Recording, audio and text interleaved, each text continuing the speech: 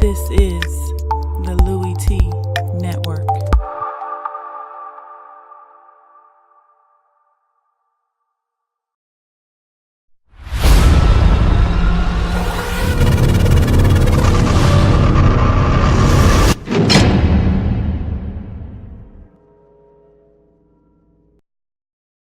Who else could it be but me, your me, Louie T? Welcome to Lockdown Coverage Week number 4 in the National Football League. The Jacksonville Jaguars taking on the New York Jets. J-E-T-S, Jets. Coming off their first win of the season. Could they make it 2 in a row? As for the Jacksonville Jaguars, they're coming off a huge blowout victory over in London for their second win of the season. Could the Jaguars go to 3-1 for the first time since 2007? Look, I said this last week. I meant this last week. If you're serious about making a run at the playoffs, winning your division, and being taken seriously in the AFC, not as a Super Bowl contender, but just as a playoff participant, you need to go on the road and beat the Jets. Period. End of discussion. Don't care how you do it. Don't care how it looks. Beat the Jets. The Jags showed their true colors. They're not ready yet. They didn't beat the Jets. And this was a funny game to watch because both of these teams tried their damnedest to give it away. Neither one of these teams wanted to win this game. Neither one of them. They wanted a tie, and it was almost a tie.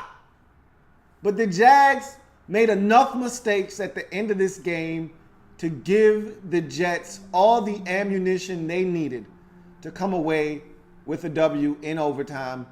And hats off to the Jets. I'm proud of Todd Bowles for squeezing 2 wins out of this Jets rag in the first quarter of the season. Because I didn't know if they were going to be able to squeeze 2 wins out of this entire season, let alone 2 in the first 4 games. Hats off to Todd Bowles, man. And they won the games they needed to win. Like, if they were going to win games, they beat the teams that they needed to beat. You gotta find a way to beat Jacksonville at home. You're going to win some games in the division. They're going to be at home. Probably not going to go on the road and beat anybody. We'll do the Dolphins then. If they don't want it, go get them. And they did. Hats off to Todd Bowles for making something out of this season. We all crucified that organization for starting Josh McCown at quarterback. Look, he was the best option. Nobody wants to go into a season knowing that they're going to lose. Give yourself the best chance to win. Josh McCown does that. You're 2-2. Now, this means absolutely nothing to me because I still don't think this is a good Jets football team. Don't get it twisted. However, you're 2-2. Celebrate. You may never hit 500 again the remainder of the season, but damn it, at one point you were 2-2. Just keep that in mind. When we look back on this Jets team 8 weeks from now and they're 2-10, just know they were 2-2 at one point. I digress, man. Let me stop, man.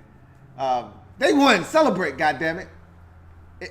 If you're a Jets fan, you should be happy you got the win. If you're a Jags fan, you should be sick to your stomach because you threw away a golden opportunity to stay atop the AFC South Division 1 and 2 to really prove that you're trying to take that next step. This was a step backwards. This loss was. Much like the loss versus Tennessee in week 2 after a win was a step backwards. This was a step directly backwards for the Jacksonville Jaguars. And we're going to talk about how this game came to be. Frankly, they shouldn't have even been in a position where they could have won this game. The Jets had this game in control and tried to throw it away. Like I said, both teams didn't want to win. And luckily enough, the Jags wanted to lose more than the Jets did. And so the Jets finally was able to get their act together good enough to salvage this victory and get back to 500 on the season.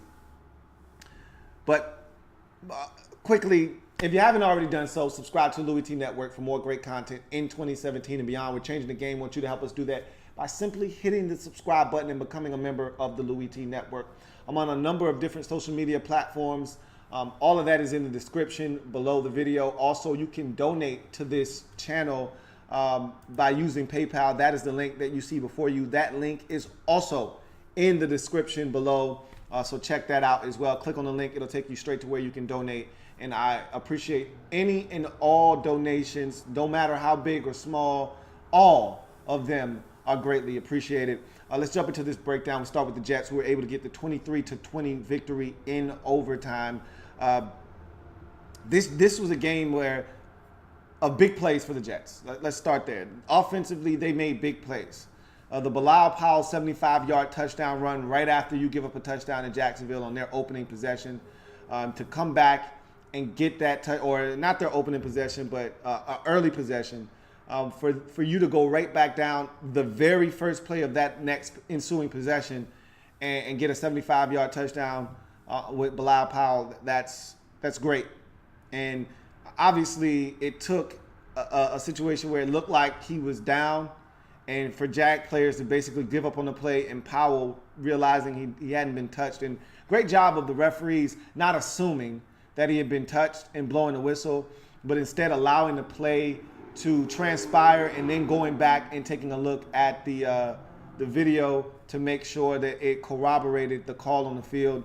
And so many times we see the officials have a quick trigger and a quick whistle and blow a play dead, and then they can't go back and give back the touchdown. Instead, they can only say, hey, this guy wasn't down, and it's a first down, which it would have been on that particular play for Bilal Powell, but instead he gets up and scampers 75 yards for a touchdown. And that was the start of a great day for the Jets offensively, because they made a ton of big plays in this game. Elijah McGuire, your rookie out of Louisiana, Lafayette, a guy that I wasn't that high on, and I was wrong about him. I knew he had some moves and some quicks, but I didn't know he had that many moves and that many quicks. And I just didn't see that explosiveness on tape. I saw a guy that had some quicks that in a tight, confined space could make guys miss. And I didn't see a guy that could be that much of a difference maker, hitting a seam and going much faster than slow. He was outstanding. He had a big run for a touchdown. You had some nice plays to Robbie Anderson. You had some nice plays to Austin Seferian-Jenkins in this game. You almost had a touchdown in overtime to the receiver you got from the Seahawks a couple weeks ago. So there were some big plays in this game. There were also some monumental mistakes in this game. The fumble, the backwards pass by Josh McCown, that was a game changer. You had this game in control. You're up 20-10. You're going in for more points, whether it's a field goal or a touchdown. This game's over. The Jags are stagnant offensively. They haven't scored since the first half of this game, or the early stages of the third quarter. They hadn't moved the football at all, hardly any, the second half. This game was in total control. And Josh McCown, a veteran player who knows better, makes a mistake like that. And boom, Miles Jack scoops and scores 80 some odd yards later, and just like that, they're back in the game. And got to avoid those types of mistakes if you're the Jets. You can't have those types of things happen to you in a situation like this. You've also got a ton of mistakes defensively in this game that allowed the Jags to crawl their way back in and have some opportunities to win. Luckily, like I said, enough the Jags didn't make any plays, and they really, really dropped the ball here. But hats off to the Jets. They put the pressure on the Jags. Blake Bortles was horrible in this game. You stopped their running attack for the most part. Fournette had an impressive day, but it wasn't like he went over 100 yards.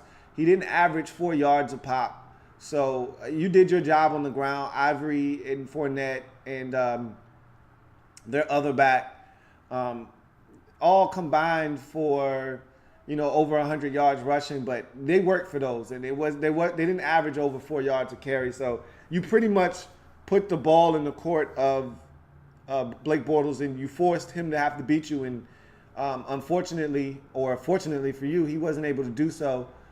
15 to 35. You're talking about a completion percentage under 50 in this game.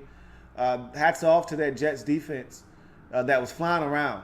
They got after Blake Bortles a little bit. It seems like Lee is everywhere at the linebacker position. Demario Davis, I thought, had a strong game as well. Buster Screen seemed like he was all over the screen as I was watching this game. It was a good day defensively for this Jets team. Even though there were some mistakes in there, they did give up some plays. They did allow Leonard Fournette to break some tackles and pick up yards after contact. They still made all the plays that needed to be made in this game.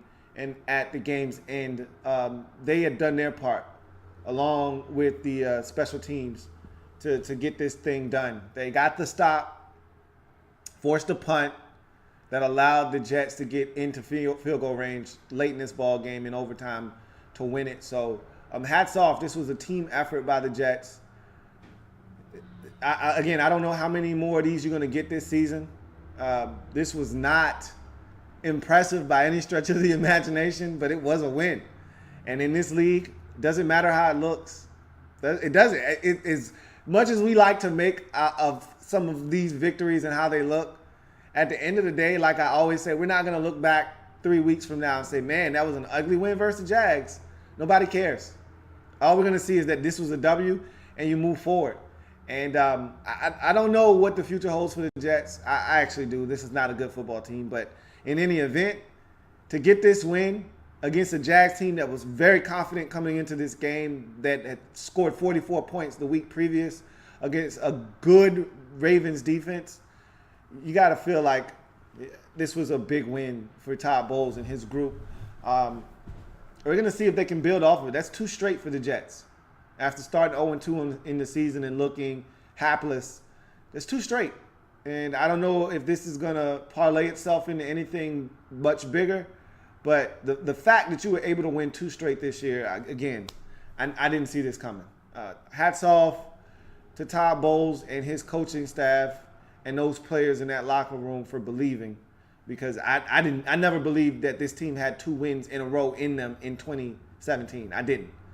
I don't know if they have 2 more wins total the remainder of the season, but the way this wacky season has been going, the Jets may win 6 games this year, which is crazy to think, because I still look at their roster and I say, I don't know, you might have one of the worst rosters in all of football. And yet, somehow they're 2-2. So hats off to the Jets.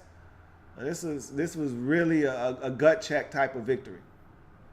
And I'm just amazed at how they've been able to come together and find a way to win these last 2 games. Dominate the Dolphins, find a way to get it done versus the Jags in a game that you should have won going away. If not for the mistakes offensively, you probably win this football game going away. But you get it done in any event, and that's all that matters. For the Jags, you know what? This is such a frustrating turn of events here. To start the game off the way that you did with a touchdown and to give up the big plays that you did, if you don't give up that 75-yard run to Bilal Powell, and I don't know if the Jets are able to respond the way that they did.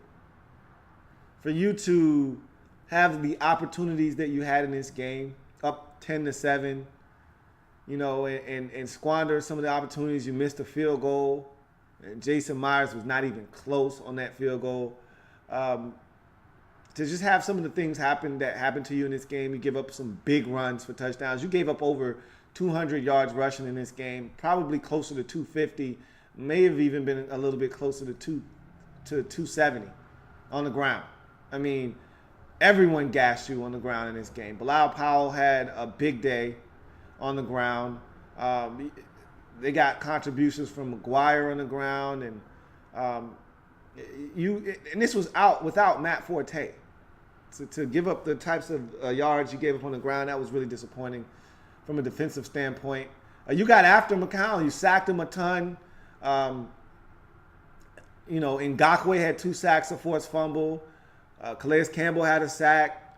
You guys were getting after Josh McCown. You had turnover opportunities.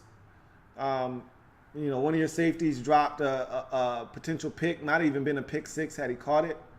As a safety. AJ Boye does get a pick that seemingly sets you up for a game winner. 2 huge holding penalties in this game by Aurelius Ben. One a block in the back on a kickoff. The other was a holding penalty on a screen that would have given you the game winner. Essentially put you up 14 or put you up 24-20 late in the fourth quarter, under 2 minutes to go in the game.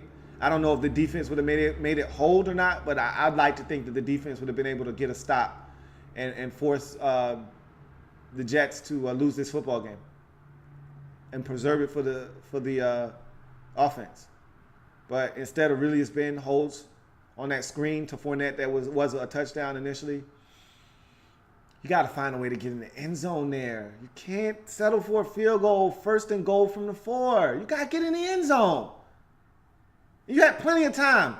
Why not run Fournette? You didn't run Fournette one single time down there. Why? It was over a minute and 40 seconds left on the clock at that point. Who gives a damn if the Jets get time? You don't want them to have time. There was no need to rush. Blake Bortles was awful in this game.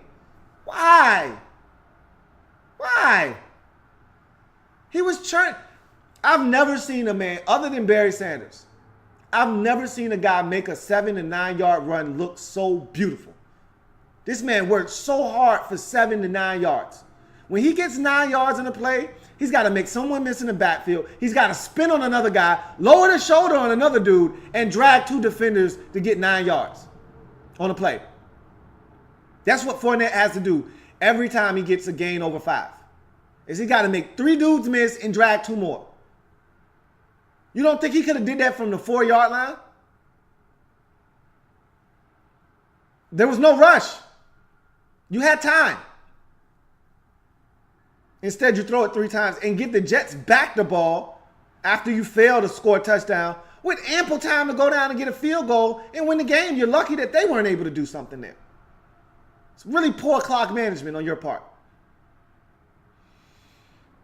But even after all of that, even after all the mistakes, even after the defense brought you back, the Miles Jack huge play, you were dead in the water. Give up a big ball to Austin Seferian-Jenkins. Robbie Anderson catches one that puts them down inside the 20. They're going for points. It's 20-10 at this point. The game's over. They score anything, this game's done. And they throw the backwards pass, and Miles Jack scoops it up and runs 85, 90 yards for a touchdown. Gets you right back in the game at 20-17. The AJ Boye pick. The defense did everything they could to put you in a position to win, including getting a stop in overtime, deep in Jets territory, forcing them to punt, giving you great field position after their kicker, Lachlan Edwards, shanks the football out around midfield. You got it right where you wanted. You just need 20 yards. Hell, 2 first downs, and you're in chip shot field goal range. And what does Marquise Lee do? And to me, he was the reason you lost this game. For as bad as Blake Bortles played, on a 3rd and 3, Blake Bortles puts it right on Marquise Lee's ass, right on his hands. And what does his ass do? Turn up the field and drop the goddamn football. Game was over. He catches that first down, this game is over if Jason Myers can bang home a field goal, because you're in field goal range at that point. If he catches that football, that's a gain of about 9 to 11. You're in field goal range now. Couple of Fournette runs, put it where he wants it. He tells you he wants it centered. He tells you he wants it on the left hash. Wherever the hell he wants it, you put it there, send his ass out there, and you might win this game. Instead, Marquise Lee drops it. But you say, okay, we got a punt. You pin them deep, right? You get away because the Jets offense makes a huge mistake. Holding penalty by Austin Seferian-Jenkins after it looks like they're about to break out, make a big play. Nope. Instead, almost goes for a touchdown. Now it's called back for a holding penalty. So now they got to punt deep in their own territory. and they boom it. Their kicker this time doesn't make the same mistake he made last time. He booms this one. And Marquise Lee misjudges the hell out of this one and touches it like a dodo to make matters worse. So he's got to go pick it up at the 5. Gets tackled at the 10, puts you in a bad spot. And oh, remember I told you Aurelius Ben had 2 huge penalties in this game? Here's the second of those 2. Blocking the back. Boom, now you're at the 5-yard line trying to avoid a safety. You run it twice. Blake Bortles tries to throw it on 3rd down. You're lucky you didn't get a holding penalty on the left tackle on that play in the end zone for a safety. In any event, he scrambles up, gets out of the pocket, throws it to a receiver to no avail. You got a punt. And they get great field position, and they beat your ass. Ready to end it overtime. Shame. They gave you every opportunity to win this game, and you simply refused to accept the offering. You know better than them. They wanted you to be 3-1. They said, look, we're not going to do anything with this 2-2 start. Okay? How about we just give you this win? Maybe you can do something with 3-1. We can't do anything with 2-2. We're not good enough. But if you take this 3-1 start, maybe you can go win your division. Maybe you can compete for a wild card in the AFC. Go save yourself. There's nothing you can do for us. Take this win and go be great. And he said, no, man, no. Why can't we both be 2-2? We can both start anew. We'll both be back at 500. And we can both try to see what we can make of our seasons. What do you say? Damn it, Jacksonville. The Jets wanted you to be great. Why didn't you want to be great? I don't know why. Stop asking. Fine, I will. Jets get the win 23-20 in overtime. Gutsy performance by the Jets. They found a way to get it done. I don't know how in the hell they did, but they did get it done. Both teams wanted to lose this game. Trust me. Trust me. Paul Posluszny with a terrible, as a veteran, you got to know better. Horrible, horrendous taunting penalty. And I don't blame him for being pissed off. All right, he's running towards the sidelines. He gets picked off at the last second by a Jet defender. Blindsided him. He didn't see it coming. Lights him up on the sidelines. Unnecessary, okay? But the guy that lights him up gets hurt on the play. He's on the ground writhing in pain from his reckless blindside block, his own blindside block. And Posluszny pops up and gets up and says, that's what your dumb ass get. And the referee says, hey, the guy's hurt. Take this 15-yard penalty, which propelled the Jets to get the damn field goal to win the game. Unbelievable. Unbelievable. You can't make this stuff up. You can't make this kind of stuff up. I tell you. Anyway, see if we got any comments, man.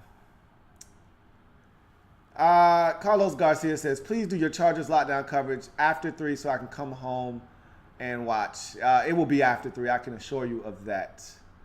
For sure. Jason D. Nicola says, losing my mind that the Jets are tied with the Pats. It is crazy. I can't believe it either. Both of these teams are 2-2 right now, but we know the difference between that team. Well, there are a couple of differences. One, the Jets are better defensively than the Patriots are.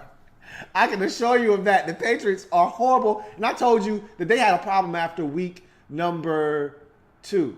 Even though the Saints weren't that great, I said they've got a problem defensively. This Patriots team, they're not good on defense. Matter of fact, I told you that after the Texans game last week. I said, I figured it out. They're not good this year. They're not going to be good. And, yeah, you're 2-2. The Patriots are 2-2. The Bills are leading this division at 3-1. Who knew? Who would have thought? It's crazy.